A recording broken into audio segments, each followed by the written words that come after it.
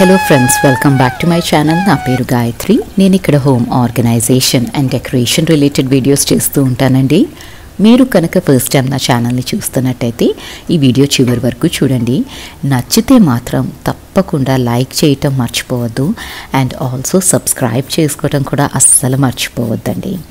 So ఇవాళ మార్నింగే లేచేసి పొయ్యి మీద పాలు పెట్టేసుకొని ఇక్కడ బ్రేక్ఫాస్ట్ టిఫిన్కి ప్రిపరేషన్ అయితే జరుగుతుందండి. మా అమ్మాయి టిఫిన్ బాక్స్లో కూడా ఇవాళ రాగి పునుగులు చేశాను. 1 కప్ రవ్వ, బొంబాయి రవ్వ తీసుకున్నాను, 1/2 కప్ పెరుగు వేసుకున్నాను అండ్ 1/2 కప్ రాగి పిండి. రాగి పిండి కన్సిస్టెన్సీ అంటే క్వాంటిటీ మీరు కొంచెం తక్కువైనా చేసుకోవచ్చు. ఒకవేళ పిల్లలకి కొత్తగా ఇంట్రడ్యూస్ చేస్తున్నారు అంటే జస్ట్ 2-3 స్పూన్స్తో స్టార్ట్ చేయండి. వాళ్ళు పెద్దగా టేస్ట్ పట్టలేదు, they are happy with it అంటే keep on adding it. So నేనైతే రవ్వ, పెరుగు అండ్ రాగి పిండి సేమ్ క్వాంటిటీస్లో తీసుకున్నాను. దీంట్లోనే కొంచెం వెజిటేబుల్స్ వేసేసుకున్నాను. గ్రేటెడ్ క్యారెట్, ఆనియన్స్, ఉప్పు, కారం, పసుపు, జీలకర్ర ఇవన్నీ వేసుకొని గుంట పునుగులు అయితే చేసేస్తున్నానండి. మామూలుగా పిల్లలకి రాగి జావ, రాగి ముద్ద అయితే నేను చెయ్యలేను, నాకు తెలియదు. కానీ రాగి జావ అయితే నేను తాగుతాను. బట్ మా అమ్మాయి అది తాగటానికి కొంచెం పేచి పెడుతుంది. అందుకని ఇలా చేసేసానండి బ్రేక్ఫాస్ట్. అండ్ ఇలాంటివి చేసినప్పుడు పెద్దగా వాళ్ళకి టేస్ట్ అంత డిఫరెన్స్ తెలియదు, వెజిటేబుల్స్ ఇవన్నీ వేసాం కాబట్టి. అండ్ ఆల్సో బాక్స్లో పెట్టేటప్పుడు హెవీగా ఉంటుంది and high protein, loaded with iron content కదండి రాగి అంటే. సో పిల్లలకి ఇవ్వటానికి అయితే ట్రై చేయండి ఏదో ఒక ఫామ్లో. అండ్ ఇక్కడ ఊరెళ్ళొచ్చాం కదండి, 2 రోజులకి వెళ్ళొచ్చినా కూడా ఎన్ని బట్టలు అంటే అందులో అక్కడ మహాబలేశ్వర్లో విపరీతమైన చలిగా ఉంది. సో బోల్డ్ అన్ని బట్టలు అయితే పట్టుకెళ్ళాం. అవన్నీ వాష్ చేసి చాలా కష్టపడైతే ఆరబెట్టానండి లిటరలీ, బికాజ్ వానగానే ఉంది మాకు. సో వాటిని డ్రై చేసుకున్నాక అన్నీ ప్రెస్కి ఇచ్చేద్దాము అనేసి పిలిచానమాట ఇవాళ.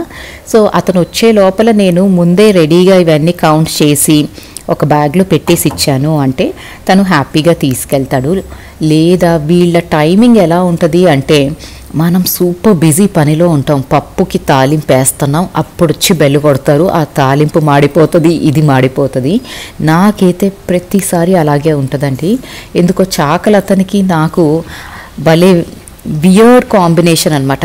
పరమ బిజీగా ఉన్న టైంలోనే వాళ్ళు వస్తారు. మీలో ఎంతమందికి ఇలా అవుతుందో కూడా నాకు కామెంట్ చేసి చెప్పండి. అండ్ ఇక్కడ కొంచెం కిచెన్ టవల్స్ కూడా ఒకలాంటి స్మెల్ వస్తాయి కదండి, వాష్ చేసిన టవల్సే. సో వాటిని ఏంటంటే హాట్ వాటర్లో నిమ్మకాయ వేసి నానబెట్టాను. దీన్ని వాష్ చేసుకుంటే మాత్రం ఫ్రెష్ స్మెల్ వస్తుందండి. ఇలా వాష్ చేస్తే వాన పడుతుంది కదా, మనం ఎన్ని డిటర్జెంట్స్ వేసి వాష్ చేసినా కూడా కొంచెం స్టింక్ అన్నదైతే ఉంటుంది కిచెన్ టవల్స్లో. సో వెనిగర్ అయినా వేయచ్చు, లేకపోతే లెమన్ వాటర్లో అయినా సోక్ చేసి వాష్ చేసుకున్నామంటే చాలా ఫ్రెష్గా ఉంటుందండి స్మెల్. అండ్ సింక్ ఏరియా కూడా మొత్తం డ్రై అయితే చేసేసుకున్నాను. అండ్ ఈ బౌల్ మాత్రం నేను మొన్న బయటకు వెళ్ళినప్పుడు ఒక చిన్న షాప్ ఉందండి, పోర్సిలిన్ షాప్.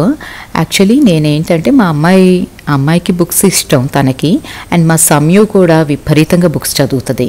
సో వీళ్ళిద్దరిని పూణేలో ఒక cross words stand alone shop ఉందండి. సో అక్కడికి పట్టుకెళ్ళాను.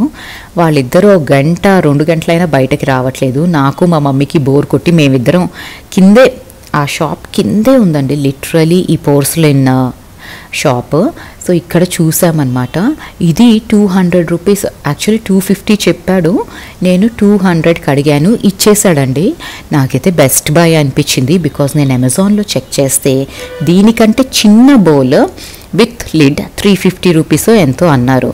సో ఈ షాప్ ఏదో బాగుంది అని నేను అనుకున్నాను అనమాట. మళ్ళీ నెక్స్ట్ టైం వచ్చినప్పుడు ఇక్కడ ఇంకొన్ని తెచ్చుకుందామని ఈ బౌల్తో పాటే ఇంకొక బౌల్ కూడా తెచ్చుకున్నానండి. అప్కమింగ్ వీడియోస్లో నేను చూపెడతాను. అండ్ ఇక్కడ మళ్ళీ సెకండ్ లాట్ ఆఫ్ క్లోత్స్ అన్నీ డ్రై చేసేసుకుంటున్నాను. మాకైతే ఇవాళ కొంచెం సన్ వచ్చిందండి. ఎన్ని రోజుల తర్వాత ఎండను చూస్తున్నాము అనిపించింది. పొద్దునంతా కొంచెం మబ్బుగా ఉంది, అంటే మధ్యలో వాన పడుతూ ఉంది. కానీ సన్ అన్నది అసలు కాసేపు అరగంట సేపు సన్ని చూసి ఎన్ని రోజులు అయ్యిందో అనిపించిందండి. వానలతో నిజంగా ఈసారి విసుగొచ్చేసిందండి మాకైతే. పూణేలో ఉన్న వాళ్ళు ఎస్పెషలీ అసలు విసుగులో ఉన్నాం అనమాట వానలతో, అంత బ్యాడ్గా ఉంది ఇక్కడ సిచ్యువేషన్. అండ్ ఇక్కడ కొంచెం పోహా ఇవన్నీ రీఫిల్ అయితే చేసుకుంటున్నానండి. ఇంటిని 10 రోజులైతే అస్సలు పట్టించుకోలేదు టు బీ ఆనెస్ట్. బయటకు వెళ్ళిపోయే వాళ్ళం షాపింగ్ అనేసి.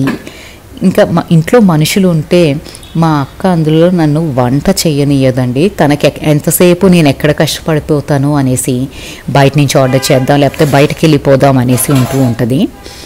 నాకు మాత్రం మా సమయోకి చేసి పెట్టాలి, ఎందుకంటే బయట వాళ్ళు ఉన్నప్పుడు ఒక పద్ధతిగా తినటం వండుకోవటం అన్నది ఉండదు. మా అక్క కూడా వర్కింగ్ ఉమెనే అండి. సో తను కూడా కంటిన్యూస్లీ వర్క్ ఫ్రమ్ హోమ్ అనేసి చేస్తూనే ఉంటుంది. కాకపోతే మధ్య మధ్యలో నాకు హెల్ప్ చేస్తూ ఉంటుందండి. పాప వచ్చి అన్నిట్లో షాపింగ్ అంటది, ఏదో ఒకటి చేస్తూనే ఉంటుంది మా అక్క. అండ్ ఇవాళ మాత్రం వాళ్ళు పని మీద బయటకు వెళ్ళారు. సో వాళ్ళు వచ్చే లోపల నేను ఇవన్నీ పనులన్నీ ఫినిష్ చేసుకొని ఫ్రీగా కూర్చోవాలి అనుకున్నాను.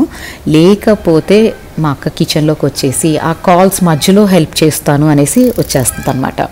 అండ్ ఇవాళ లంచ్కి ఏం చేస్తున్నాను అంటే ఆలుగడ్డ వేపుడు పెట్టేసుకున్నాను, సింపుల్గా పప్పుచారు. అండ్ మా సమ్యూకి పన్నీర్ కర్రీ అంటే చాలా ఇష్టం అండి.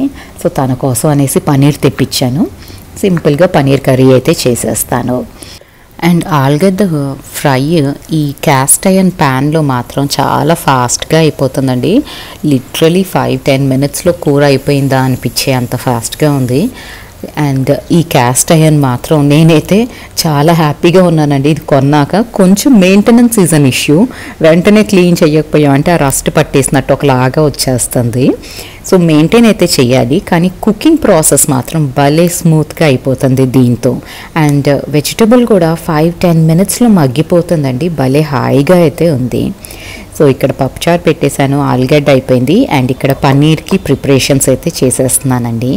ఉల్లిపాయ, పచ్చిమిరపకాయ అండ్ టొమాటో, కొరియండర్ ఇవన్నీ వేసేసి అల్లం వెల్లుల్లి కూడా కలిపేసాను దాంట్లోనే. అండ్ ఒక పేస్ట్ చేసి దీన్ని బాగా ఫ్రై చేసినాక పైనుంచి kasuri methi and fresh cream వేసి మీరు పన్నీర్ కర్రీ చేశారంటే టేస్ట్ ఎన్హాన్స్ అయిపోతుందండి. ఇలాంటి గ్రేవీ కర్రీస్ని ఏదైనా మనం ఎక్కువసేపు దాన్ని ఫ్రై చేసి ఆ ఆయిల్ లూజ్ అయ్యేంత వరకు కొంచెం కుక్ చేసుకొని అప్పుడు మనం నెక్స్ట్ స్టెప్కి వెళ్ళాము అంటే టేస్ట్ వస్తుంది. అది పచ్చి పచ్చిగా ఉన్నప్పుడు మనం వేసేసాము అంటే మాత్రం కొంచెం తేడాగా ఉంటుందండి కర్రీ. సో ప్రాపర్గా దీన్ని అంతా కుక్ చేసుకున్నాక ఆయిల్ లూజ్ అవుట్ అయినాక అప్పుడు ఇంకా పన్నీర్ అయితే వేసేసి రెడీ చేసేసుకుంటాను. పన్నీర్ కర్రీ చాలా సింపుల్ అండి, కాకపోతే హై ప్రోటీన్ కదా అందుకని చేశాను. అండ్ ఆల్సో ఇంత లోపలైతే వాన మొదలైపోయింది. అండ్ ఇంకా ఈవినింగ్ మా అమ్మాయి స్కూల్ నుంచి వచ్చినాక పిల్లలిద్దరికీ హాట్ చాక్లెట్ అయితే చేసేసాను. ఇవాళ హాట్ చాక్లెట్లో ఏంటంటే కొంచెం సినమన్ స్టిక్ వేసానండి. మనం జనరలీ సినమన్ పౌడర్ అయితే దొరుకుతుంది ఈ మధ్య మార్కెట్స్లో. హాట్ చాక్లెట్లో అది వేస్తే ఒక డిఫరెంట్ ఫ్లేవర్ అయితే వస్తుంది. సో నా దగ్గర పౌడర్ లేదని ఇవాళ స్టిక్నే కొంచెం మరిగించాను పాలల్లో, కొంచెం డిఫరెంట్గా ఉంటుంది అని. ఇంకా ఈవినింగ్ అయితే పూజా సామాగ్రి ఇవన్నీ చేసేసుకొని ఇంకా డిన్నర్ ప్రిపరేషన్స్ అయితే స్టార్ట్ అయిపోతాయండి. సో ఇదండి ఇవాళ వీడియో. మీకు ఈ వీడియో నచ్చితే మాత్రం ప్లీజ్ లైక్ చేయటం మర్చిపోవద్దు. అండ్ మీ ఫ్యామిలీ అండ్ ఫ్రెండ్స్తో షేర్ చేసుకోవటం అస్సలు మర్చిపోవద్దు. అండ్ ఒకవేళ మీరు నా ఛానల్కి సబ్స్క్రైబ్ చేసుకోకపోతే please do consider subscribing to this channel. Thank you so much for watching this video and you all have a great day.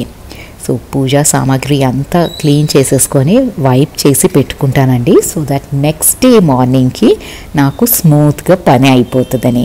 So చిన్న చిన్న థింగ్సేనండి, కొంచెం ప్లాన్ చేసుకున్నామంటే ఇంటి పని స్మూత్గా కానిచ్చేయచ్చు, ఎక్కువ టెన్షన్ పడక్కర్లేదు.